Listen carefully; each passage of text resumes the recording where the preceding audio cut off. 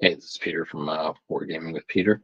We're going to take a quick look at a preparation for basically the turn one status or situation for situational awareness for a grand campaign co-op that I'll be doing soon with Jan of Let's Play History. We're going to take, hopefully you're seeing everything here. I'll make this short. So this is Field of Glory Kingdoms, a great new game that's been released by Slytherin LLC as the producer. The developer company is HOD, which I've very much liked pretty much the entire plethora of war games that they've produced. I own many of theirs. I have Birth of America 1 and 2, Civil War 2. So I have 30 Years War, I have English Civil War. I have, I think that's it.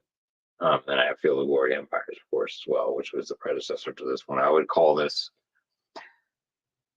classify this as HOD 2.0, I guess, engine-wise. I'm sure they might have a different name for it, naming convention for it, but I haven't seen what it is. This is a great game. It kind of expands upon the positive aspects of Field of Glory Empires. Then it kind of adjusted purposely for the sake of the high Middle Ages, really, ultimately. Well, early, the low Middle Ages, really, honestly. It goes from the Battle of Hastings pretty much through mid 13th century. So it doesn't quite take it up through high or up to Renaissance, but it's a good time period. I think I had mentioned my first impressions on Armchair Dragoon's site. That I was a little surprised they didn't maybe kind of bridge with a Dark Ages one, but I think it was a good choice in retrospect. Now that I've played it a little bit more, I think it was a good choice to go here because this is kind of like where everybody kind of maybe wants to be with it, right? It's still a very good time period that doesn't have a huge amount of coverage. I mean, there's Paradox Interactive's Crusader King series, of course, which I think does go back to this period and kind of expands beyond it. So I hope, honestly, that HOD kind of expands before and after, maybe with some DLC very specific to this title, which I hope they do. I'd like to see a Dark Ages DLC. I'd like to do Charlemagne, Charles the Great, etc. Early Gaul, late, well, not necessarily late, but later Viking and Danish, Swedish kingdoms, if you will. And realistically, I get why they went where they went. I'm going to kind of maybe just do a little quick tour of what kingdoms are here. Let's see if I see an overlay. It's a little bit more.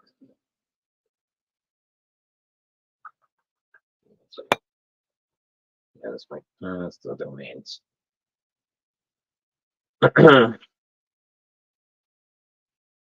Sure, the ownership overlay. I mean, this is obviously the early French kingdoms. There's Normandy, Britannia, Anjou or Aquitaine. This is basically early France. We're going Auvergne, Toulouse, etc. The main other contenders are, of course, Holy Roman Empire, the Duchy of Saxony, which I think is. I didn't know if that was subsequent. I didn't know if that was a vassal to the Holy Roman Empire or not. You have England, of course, Scotland, Ireland. Let's see how they depicted this. Yeah, Irish. Welsh kingdoms, King of Wales. You have the Roman. This is still part of Holy Roman Empire. So Holy Roman Empire covers this area right here.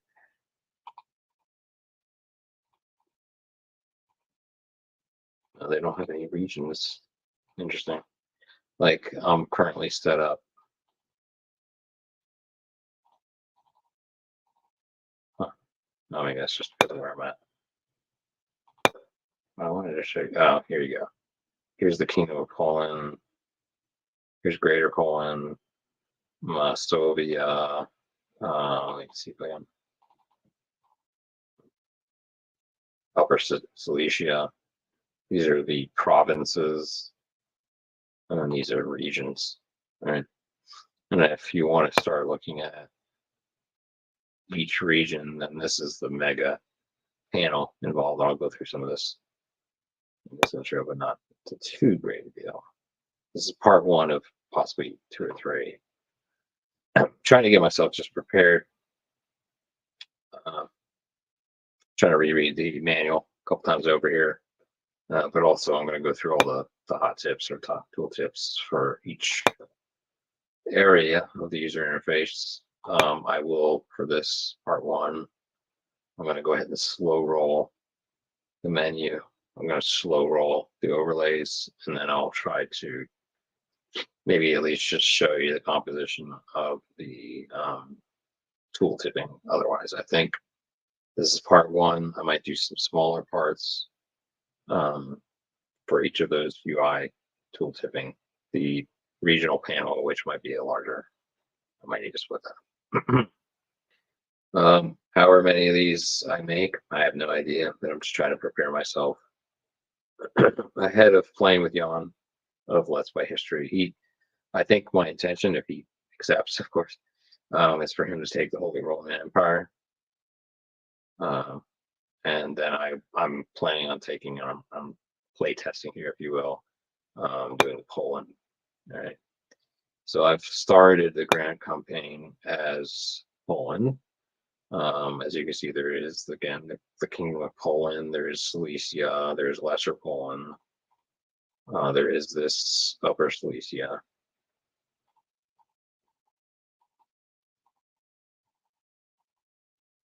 That is Greater Poland. Okay, this is Masovia. If I pronounce that correct. And what's interesting is then that kind of shows you each of the. I haven't really taken a look at this very much. Let's take a quick look at this regional overview. Or provincial. Yeah, province. Here you go. So as you can see, there's the regional panel, and then all its substructures, sub-interfaces. And there's provinces, which can't remember the exact ruling for when you can do it.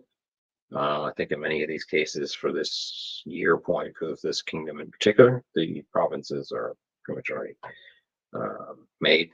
There might be there might be a few things you might be able to group together as a province here, but you get benefits with provinces. Let me see if I can find the.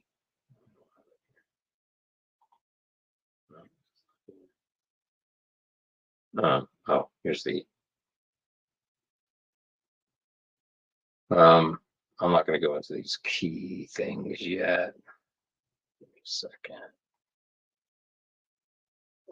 Yeah, it is showing.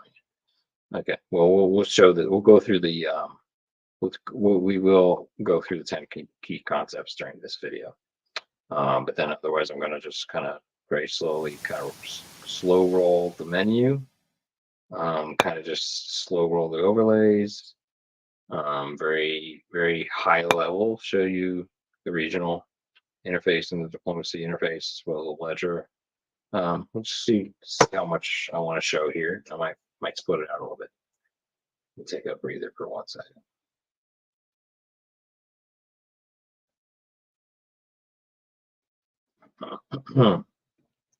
Okay. So again, let me give you a little bit of a tour of the kingdoms, if you will. I'm lower vid. I'll go through. I'll touch upon Africa real quick. gotten into this too much. Baryabata, Moravids, Magrawa, Malaga, the Hamadi dynasty, etc. Let's just view what we got here. Zirid, Minor dynasty. There's a bunch. The Banu Salayim, great tribes. The Fatimid dynasty. Now we're starting getting up into the Byzantine Empire. So these guys are very important, of course, at this point. This is pre-Ottoman, right? What else we got up here? These are still Byzantine.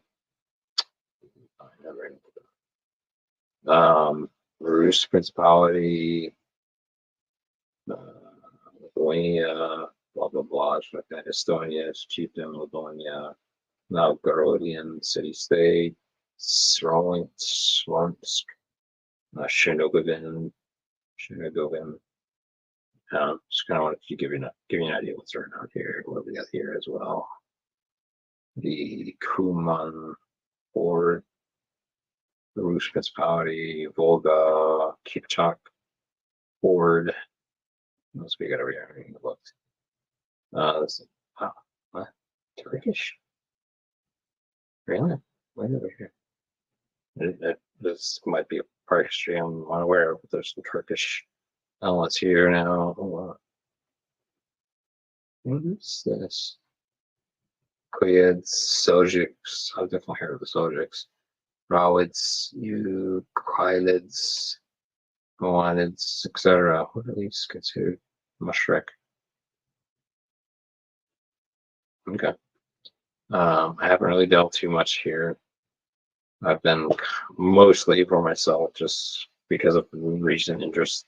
I have interest in 30-year war, 30 years war, so I've been kind of concentrating on some historical elements of that later on, of course, in the 17th century. So I kind of mapped that back now onto the Holy Roman Empire. I did kind of want to give Jan of West by History a little bit of space to take his Germanic roots empire if he wants to. If he would rather take a smaller one with me here, that's fine too. But what we're planning on doing is kind of taking two neighbors, at least initializing the campaign with the treaty in place, or just enact one right away for a certain period of time. Right.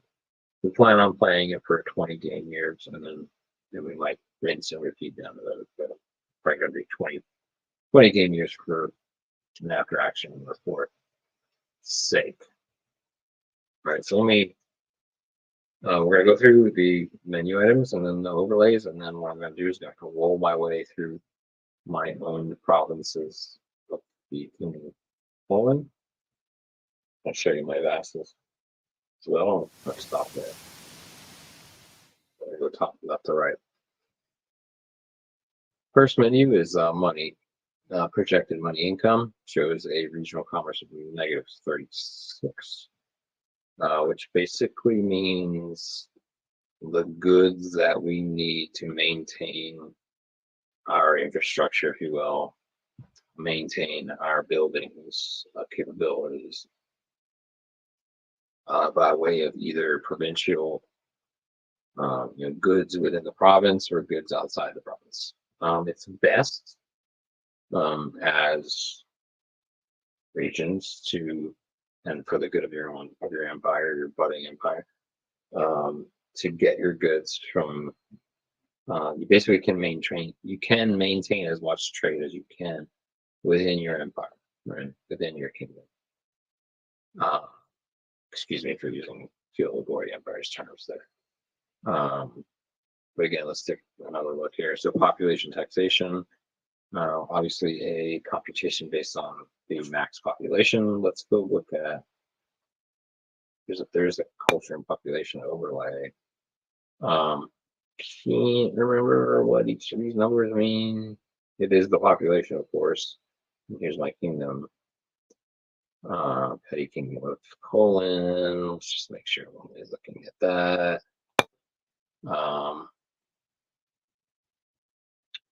So long story short, regional commerce is from what you need to take in for trade in order to um, facilitate your buildings infrastructure, your buildings capabilities, right? I'll try to point that out a little bit better when we look at the regional map. Court expenses, don't necessarily know how that's determined. I don't know if, I don't know necessarily what will decrease that. Something to look into. I'll look in the manual after the fact here. Money income, total 37. That's primarily from buildings, and we'll take a quick look if we can kind of find some examples of that in our regional display tooltip. Kind of look here.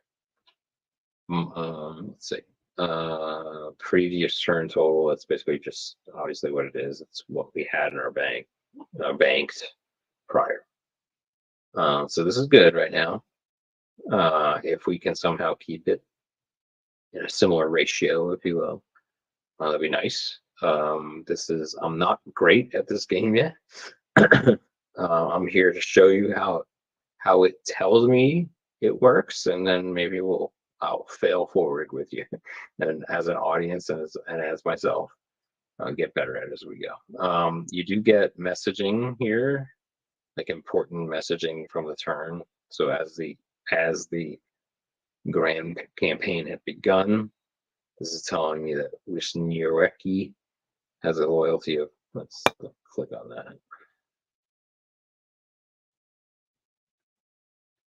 I think it is that.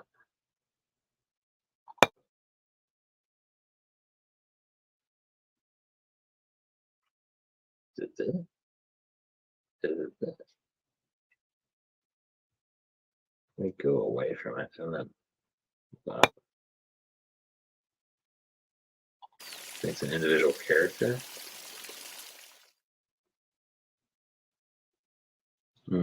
Yeah, so let's go look at the ledger real quick and look for that character. Here he is right here. Sebastian Wisniewski, and Tom can tell me how to pronounce that later. They're saying that he has a claim as a loyalty 30. There's the loyalty on the right. Okay, so everybody else is pretty high, so maybe this is showing me these are questionable. Let's take a look at. I don't know what that's showing me, but I'll try to investigate that and research it, etc. So money, also named gold, is a resource accumulated globally, which is used for many actions like recruitments and decisions. I'll get into decisions later.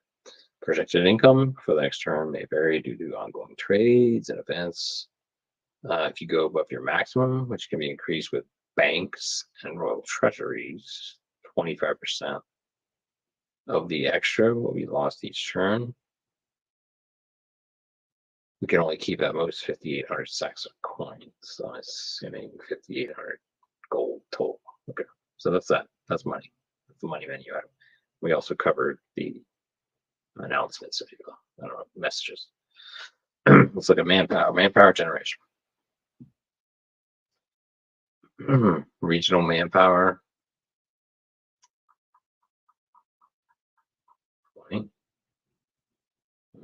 Don't know how that's necessarily together. Kind of wish I could get to it.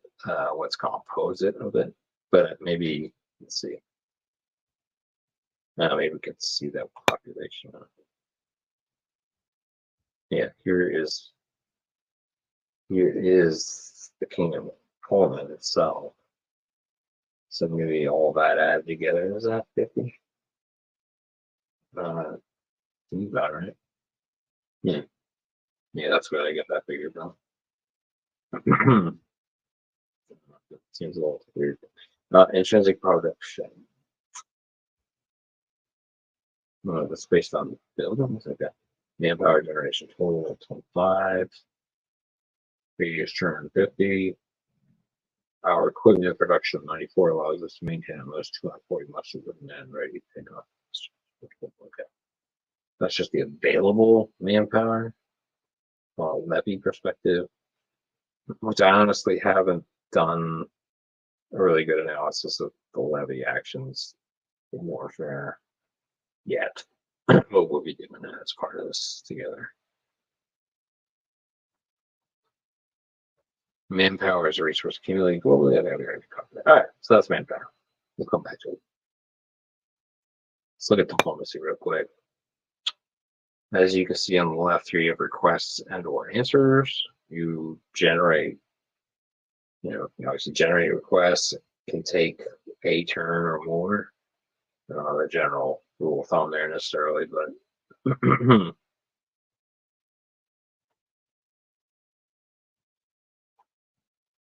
clicking on these doesn't really give me anything, but going over it tells me bottom tier aging tokens, you get tokens over time. There's a percent chance you get tokens based on some factors, legacy, piety, and several other factors. I'll go over that from the manual here in a little bit. But this kind of tells you what state your kingdom is in. Also tells you your primary religion, which is also found here. This is your leader, who is also available here in the overall nation panel and dynasty panel. So let's go here, and for any one of these that has an actual user interface, we'll take a quick high level look at what information is available. So you have an overview of the panel itself. I'm just going to review that for a moment. It's pretty straightforward there. Actions that are available become visible here, by the way. An important note, nearly all diplomatic actions require a reply from the parties. 2 turns away. Okay, I'm sorry. Before a treaty is either rejected or goes into effect, turn. Send the offer and the other user receives it. They will then send their reply, which you will receive during the resolution of the late turn. Okay, so it depends on maybe how far away they are. The different actions are war, peace, alliance, cooperation, vassalage, declaration of war, which is for declaring war on a third party. Offer a gift, which is just basically sending money to improve. Hurts relation with the enemies, insult adversary. I guess if you want to improve relations with their enemies, make fun of your friends. I don't know. Transaction. Yeah, it's very specific trade request. Every transaction has bargain points. Some of these can be generated by holding their region. Example, I don't want to look too deeply into any one of these things. I just want to show you that there's diplomacy details. Just load all this for you. Ownership.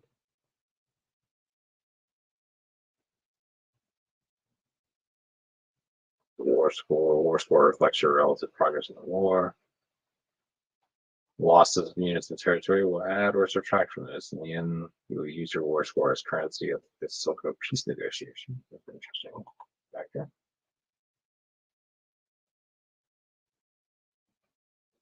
A peace treaty is the main means to end a war. That's expected. Most diplomatic interactions involve transaction, blah, blah, blah. And clauses. These could be one-sided or balanced.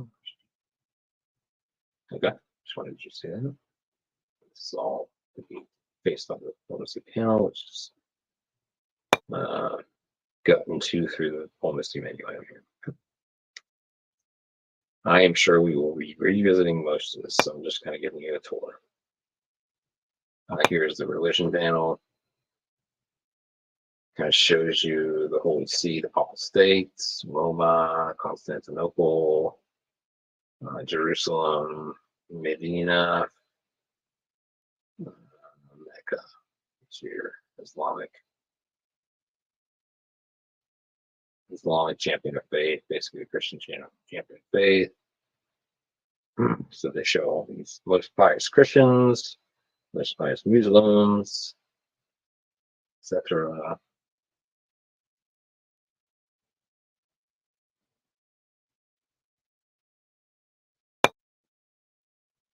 Let me just double check.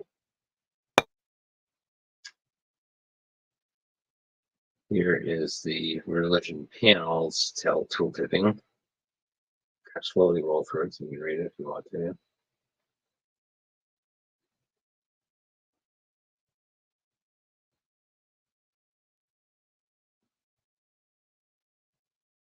So basically, you can either have it change eventually, more often than not. You wouldn't really in the confines of this game, but national faith, which can then kind of break into heresies. You can even adopt a religion of a powerful neighbor, for example, the Turkish, not Turkish, but Islam regime or kingdom or power kind of takes hold near you, and you just want to acclimate, then you might be able to do it. In addition, religion forms part of the body. Blah blah blah.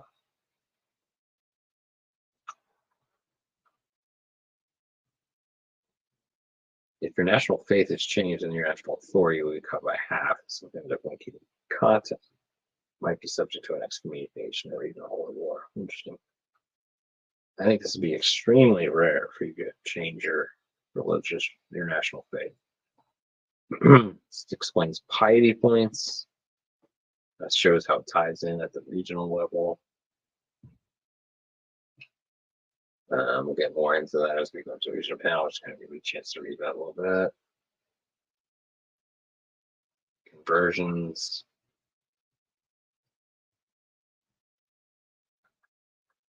Interesting. You can convert population to your faith. The benefit being a much reduced on-rest value, base chance, blah, blah, blah.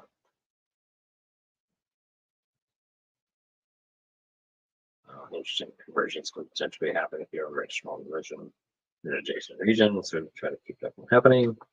It all folks. We're still gonna get better. Here's heresy described a little bit more.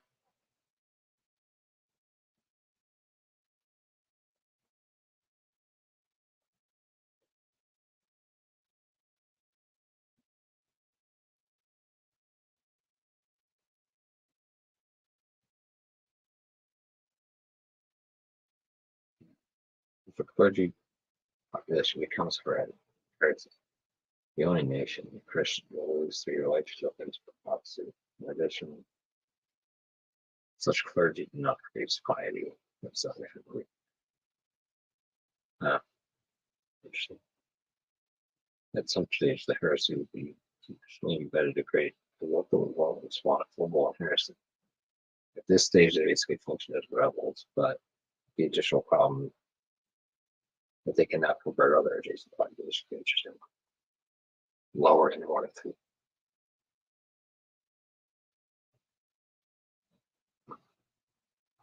There's titles.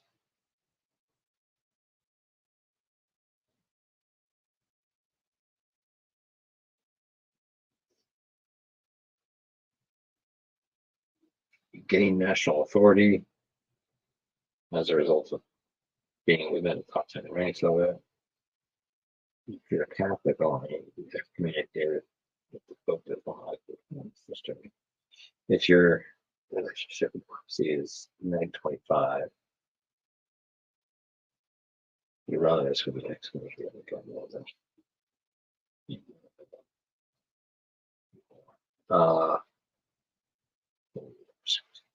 Excuse me.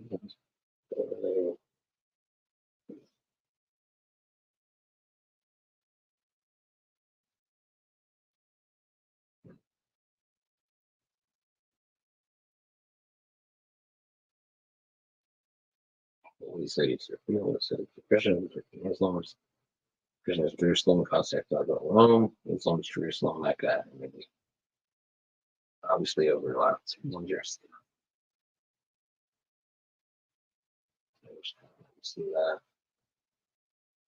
Michael orders.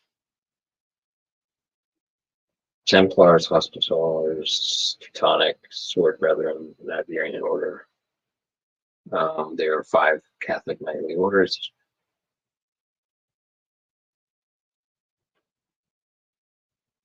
They gain a building in a Christian region under their control and a stack of units. Their power groups, even without any assets, nothing prevents them from gaining regions as landowners. So, pretty cool. All right, that's all that. I think what I'm going to do here is finish this, and then I might part 2 the rest of this. Here's the ledger. Kind of quickly go through this. This is the regional overview. This is very useful. I've found myself using this more often than not. It's a very good jumping point for looking for issues to kind of go in and rectify. But I tend to do this, and then I'll go look at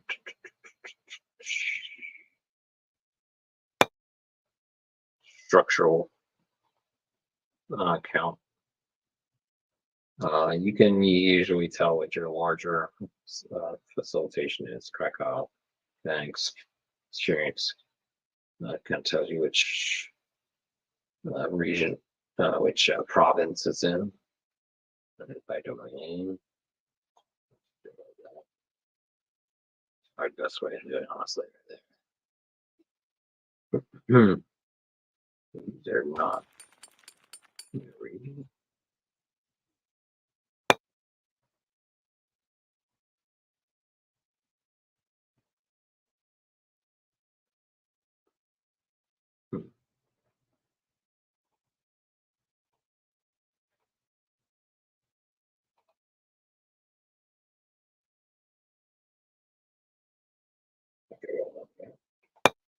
But as you can see, you can filter by any number of things. Name, domain, status. What is the status? Not really what that is. I tend to do it by structure count. What's interesting is you can just kind of see, the spread of your. You want. I mean, generally speaking, you want to just kind of increase in all categories as you can, right? Ultimately, so look even at like one of these small ones. I mean, it's got 2. I mean, you could split out on some if you don't have enough gold and blah blah blah infrastructure support to do it. Then take 2 and kind of spread around which 2. And see, as you can see, I click on all these 2 structural ones, and they've kind of spread out. The AI is initialized it, kind of spread out as far as the types of buildings. See if 3 similar. Yeah, basically. Yeah, cool. Population. Cool. Let's do this by population count. Okay, cool. Nice. This is good. This is a good mechanism too, right? Kind of see the spread of population type: peasant, freeman, bourgeois, clergy or noble. These are 5 types. Health, uncapped health. I need to look about that. Needs growth, and then it's a population growth mechanism there. Legacy production modifier. So it's a 2%. No. Maybe it's 0.2, that's 20% over 1. Usually you gain 1 per. Look at the exact mechanism there. Local authority based on each region. Culture, heresy, I don't know. what's really showing. Armies, we only have, in this case, the one army. I double click it and transport to it and just get to the ownership. You can, as you can see, that kind of shows you as far as movement of armies. I'm not gonna get too much into that until we get into the actual playthrough. But here's all your actions for the army: split, merge, assault, garrison, pillage, retaliate, disband. Tells you a little bit about the commander and their potential modifiers. It's pretty chill. That aspect of the game is pretty self-explanatory. It hasn't really changed too much since Empire. Let's work through Ledger. Let's go look at what else is here. Regions, military.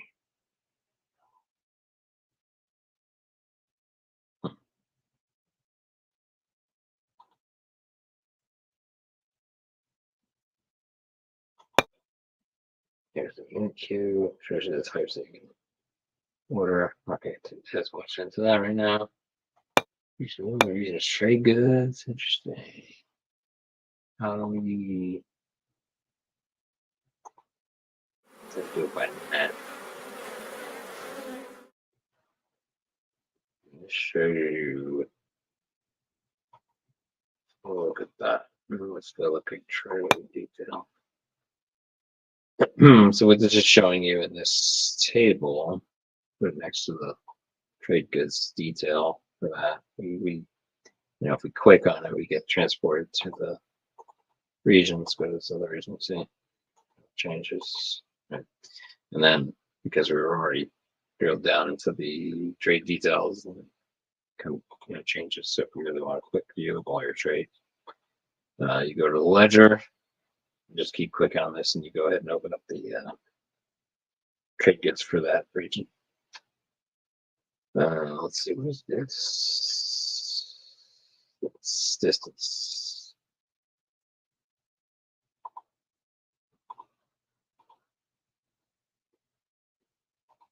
Interesting. Oh, you can do certain. You can calculate trade distance between two. Oh, that's interesting. I didn't know we could do that. All right, so armies, we looked at characters. I looked very closely at this, but what can you? Let's do by position. Here's most of them are in court. One of which is your general. Nicholas Tarlo is with your Poland army, one in Kierzk. Let's go to the category. Just sort of like category. Cool. A whole bunch of stuff you can do here. Let's see what we can. These are your different categories of characteristics. There's different modifiers. Each character usually has at least one. Let's go look at one of these real quick.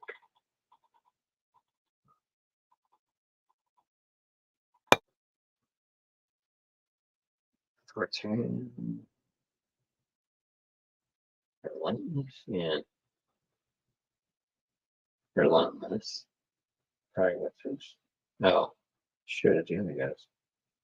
What are the next one looking at? Oh. Battles, nothing happened so far. Authority, this is where we're ranked. A lot of this, I think, is kind of here's your legacy. By what categories you're producing that. That is the name of the game, really. Legacy. I don't think I've emphasized this before, but that's basically how you win. Factions, all the factions and how you compare to them. And history. This is the history of certain aspects. Yeah. There's how many tokens you had over each turn, how much money you had over the turns. No, I haven't played around with this too much. Defaults to the most recent. Okay. So that's the ledger. And here's your regional decisions. Give you some examples here. Convert to new faith, convert a population of the target region to the religion of your nation, blah, blah, blah. Noble petty landlord, and it kind of shows you the regions that you can perform that decision, regional decision. Recruit local units is another example. It kind of tells you how long when the trigger point is, how much money it'll cost. That should. Let's see if I can put on.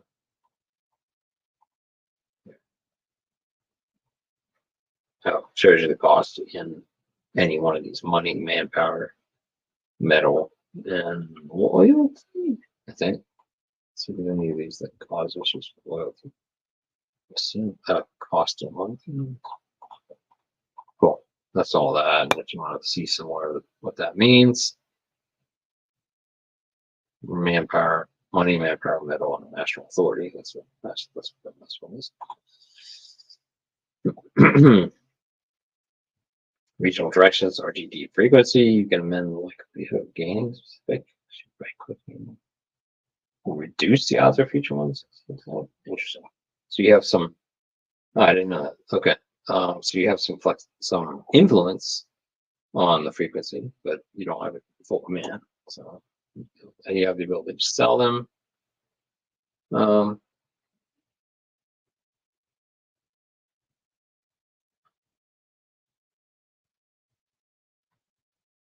Well, there's some gaming for that.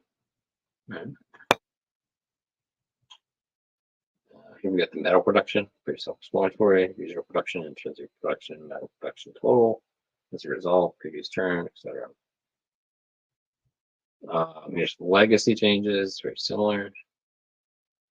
It tells you where the things come from and whether or not there's a national kingdom-based, culture-based adjustment. Pretty straightforward here. You want to gain as much legacy as you can over time, and then at the end of each turn, you're shown a large list of where you're at, and where you were, and where you got to. I mean, the game ultimately, if you play a lesser kingdom or minor kingdom or major kingdom, whatever, you really it's almost like a Formula One race, right?